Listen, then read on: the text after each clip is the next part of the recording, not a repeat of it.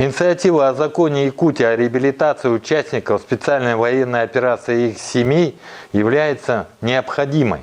Это лишний раз доказала наша поездка, связанная с исполнением протокольных поручений по оказанию помощи матери воинам участников СВО.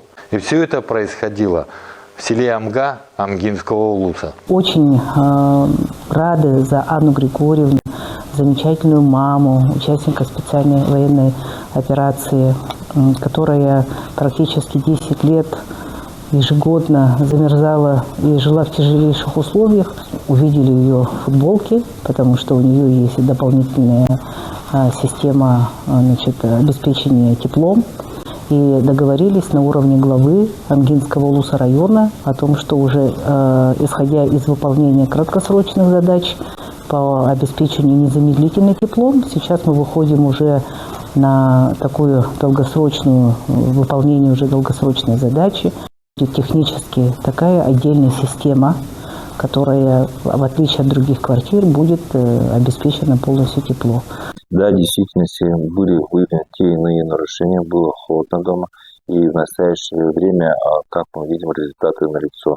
Прокурорские меры регионе, конечно, в этот период были внесены акты прокурорские регионе вплоть до возбуждения административного производства. Но, получается, нам не нужны наказанные лица, нам нужны именно результаты работы. И в сегодняшнем заседании мы на глаза посмотрели в действительности со стороны заявителя, то, что в действительности ее права в настоящее время уже восстановлены в полном объеме. Помощь пришла очень своевременно. Состояние человека улучшилось. Ведь было проявлено внимание и забота. Раньше я вообще жила не так. Вообще, как зимовать всю жизнь. Каждый день ждала, как эту ночь пройти. А сейчас со мной все в порядке. Дома тепло стало, и себя чувствую комфорт. Благодаря Саддане Михайловне и области администрации наследия ЖКХ управляющей компании.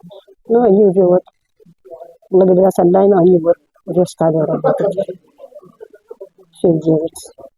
Жду и надеюсь, в июне отопление, чтобы у меня зимой было тепло и все комфортно.